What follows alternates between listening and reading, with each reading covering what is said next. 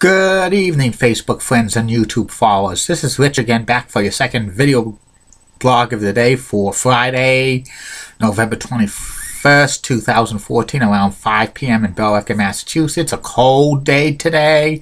Highs only in the 30s, but it felt real cold. It felt like 20 degrees with the windshield. But some news to report. The Dallas Stars re-signed center Jason Spezza to a 4-year contract extension worth $30 million. And it's a no-trade clause, so good for him. And that's about it on the news. And my next subject is a little bit of a history lesson, Facebook friends and YouTube followers. Doing some more history stuff on here. It's about the NHL on network television for the USA of the United States of America before 1995. Then the NHL lacked a national television contract with a major network for close to 20 years. The history of it was back in 1957. The NHL started to have weekly games on network television. CBS was the first network to carry NHL hockey games, and they started in January 1957. One of the announcers was Fred Cusick, who was the longtime Bruins announcers. Other ones were like Bud Palmer and stuff, and they showed games for 4 of the original 6 teams. The Chicago Blackhawks, Detroit Red Wings, New York Rangers, and Boston Bruins. They didn't show any Canadiens games or Maple Leafs games because they were Canadian-based teams. And actually, some of the ratings for these games on CBS for the NHL hockey games actually outdrew the NBA games that were on NBC at the time. That's amazing. And the NHL games were on CBS from 1957 through 1960, and they did not renew the contract because the NHL was kind of afraid. They didn't want to have another long-term contract because the NHL Players Association at that time was getting a little bit was starting up, and the owners did not want to see the players get wealthy on a television deal, so they ended their deal on CBS. Actually, a couple of times CBS wanted an NHL deal in 1963-64 seasons. They would start on Saturdays during like November and December, but move it to Sundays when the NFL season was over. But the NHL did not want that, and with a threat of a new professional hockey league in the mid to late 60s, which was going to be the Western Hockey League, and they were rumored to be getting a television contract with CBS. The NHL expanded to 12 teams, and they had a weekly NHL Game of the Week telecast starting in 1966-67, but the first year they had to sublease it to a syndicator, RKO General, because CBS had programming commitments during the 1966-67 season they had to fulfill. So they had to sell their package to a syndicator, RKO General, for about a year. They showed like select games and stuff. It was syndicated in Boston on WKBG's Channel 56, which eventually became WLVI TV 56. And then in 1967-68, the NHL games appeared on CBS, and they appeared for 5 seasons. And they had a Game of the Week, playoff games on Sunday, and the Stanley Cup Finals. And the NHL wanted like the contract to grow just like CBS grew with the NFL and stuff like that. But like a lot of stations, especially in the South back then, didn't have NHL teams, and they usually preempted the NHL games on CBS that showed local programming, and that hurt potential ratings a lot in the southern United States. And they didn't have like some cities and towns didn't have like an independent station, so they were black. They couldn't see the games at all. And also, they had some of the announcers were Dan Kelly and Stu Nathan and stuff like that. CBS showed like 6 seasons. Some of the most classic games they showed was the 1970s Stanley Cup Finals between the Bruins and the St. Louis Blues, the game that Bobby Orr scored the game-winning goal in overtime. And also they showed the 1972 Stanley Cup Finals between the Rangers and Bruins. And they showed some of the Stanley Cup final games in prime time in 1971 and 1972. CBS did. They didn't get too big of. They got mega ratings for what back then, which was 12 million, and because they were only 3 major television stations back then, like the big networks ABC, NBC, and CBS. But CBS contract expired in 1972, wasn't renewed. And CBS showed like World Hockey Association game for 1 year. The NHL signed a deal with NBC to carry regular season games and the playoffs and the Stanley Cup Finals. It was like a 5-year contract.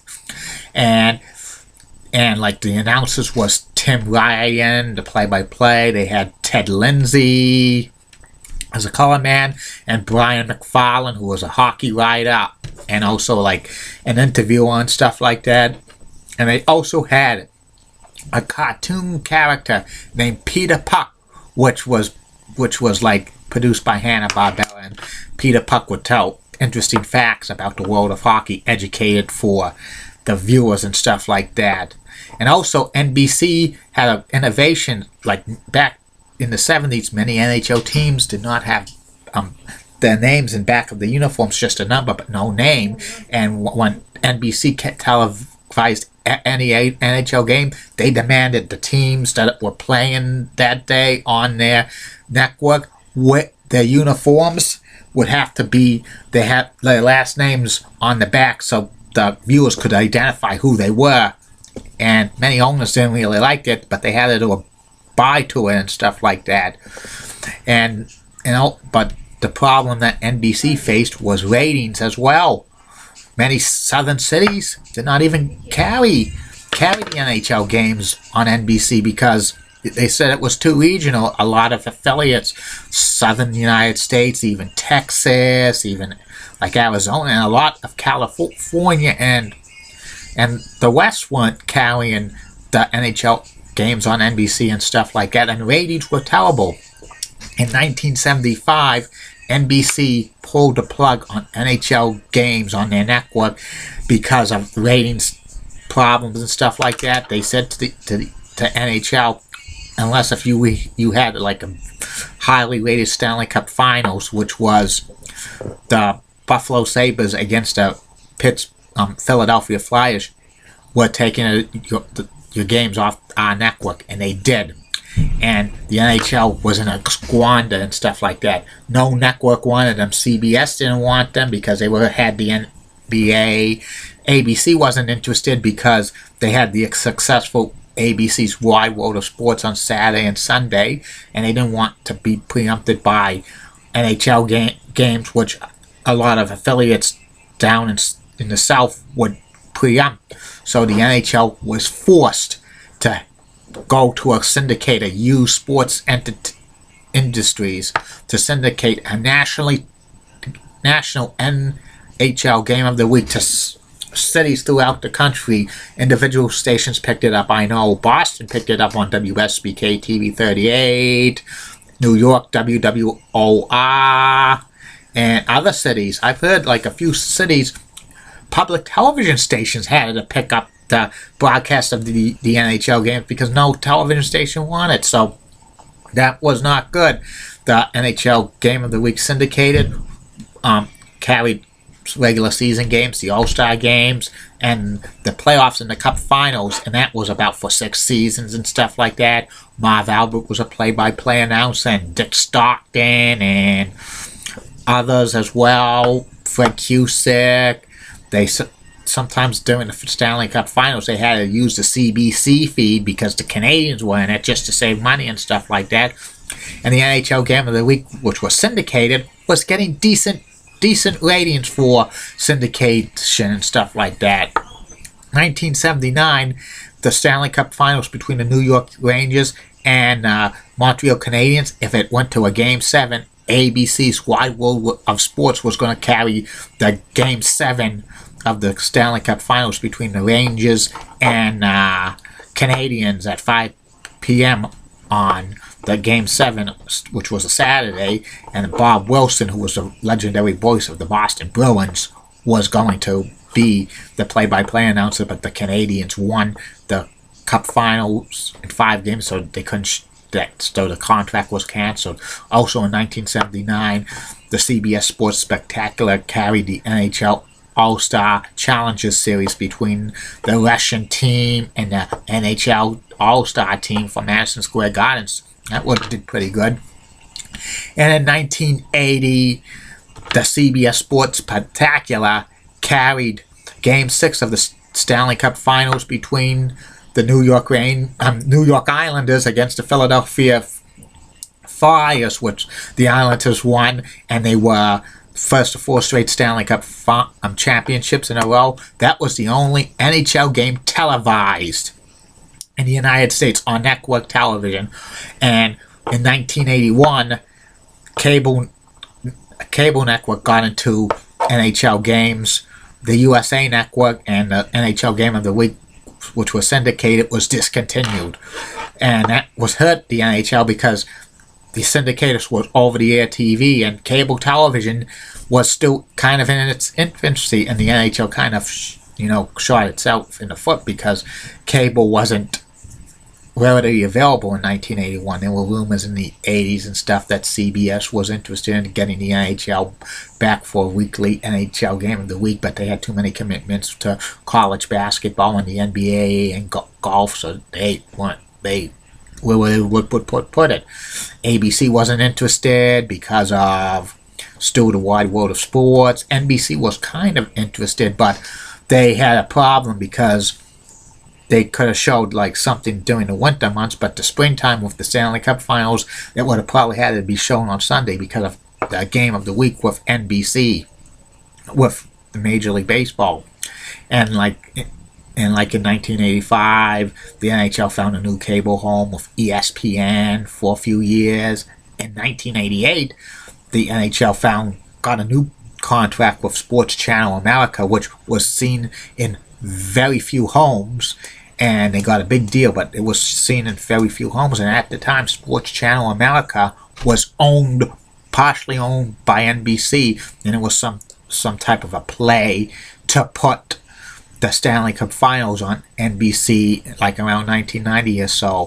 1990, NBC televised the NHL All-Star Game from Pittsburgh. It was the first time that there was an NHL game on network television since 1980, Game 6 of the Stanley Cup Finals.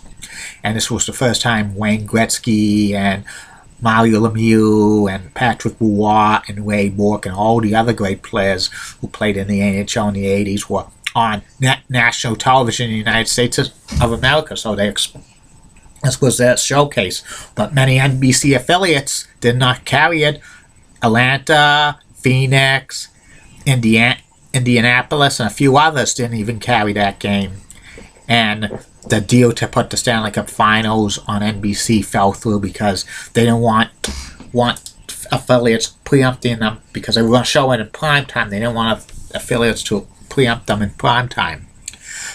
So, like, the next couple of years, NBC showed the NHL All-Star Game from 1990 to 1994. There was time. There were rumors that the NHL was going to put like 4 to 8 games, a package for it around 1993 or so, put it on Saturday afternoons during the winter and in spring months, but NBC could not get a guarantee from all their affiliates to carry the NHL game, so that was out.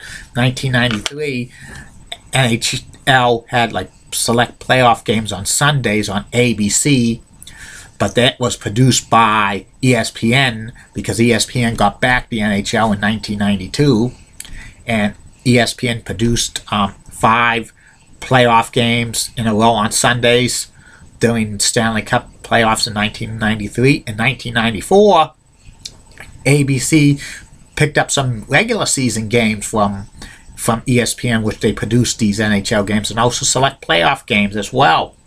And this is the time when the NHL got their first commissioner, Gary Bettman, and Gary Bettman said he wanted a national television contract, and there were so many suitors bidding for one. CBS put in a bid, Fox put in a bid, and ESPN for an ABC package. But in 1994 September, Fox got the package for the NHL, 5 years, $155 million, and finally the NHL got the national television contract they wanted from a U.S. network, and that was so great for them. It gave them a lot of money and stuff like that. 20 years NHL was not on national television, network television in the United States on a regular basis, which was not good for a sport for like the NHL, which was kind of growing. I think the reasons why they didn't have a national television contract through those 20 years because the sport was too regional. Plus, in addition, in the 80s, from 1982 to 1990, there was at least one Canadian team in the Stanley Cup Finals, and a national network, if they were going to show the Stanley Cup Finals in primetime, would be discouraged because Canada does not affect U.S. television ratings. And plus, in addition, a lot of people thought the sport was too regional, the affiliates. But like me, I think if they somehow got a national television contract in the 1980s, I think the network it probably would have been on was ABC, because I think ABC had the room for it on the weekends during the winter months. They could have like did away with a Wide World of Sports on Sunday and stuff. Plus, in addition, they had Al Michaels, who was a big hockey fan. He could have been a play-by-play announcer, and they could have had Mike Eruzione, who was the captain of the U.S. hockey team in 1980, the gold medal winning team, as a color man, and they could have had a game of the week, but they probably would have had either had a show from Boston, New York, Chicago, or Detroit, because those are the original 6 cities and stuff like that. But they would have tried to get as many games possible with the Oilers, because Wayne Gretzky was playing with them, even though they're Canadian-based team. They would have probably tried to put as much games with him on the air and stuff like that, or Pittsburgh with Mario Lemieux. And that never came to be, but, they missed a golden opportunity. The NHL did not be on network television for 20 years, especially in the 80s, because Gretzky, Lemieux, and others would have probably thrived with the ratings they got on national network television. They would have thrived, in my opinion. But that's done and done with. And that's about it on that. I'll be back later for my third and final video blog of the night, which will be about the late great WWE Hall of Famer Yokozuna. Banzai! See you later, Facebook friends and YouTube followers. Bye now.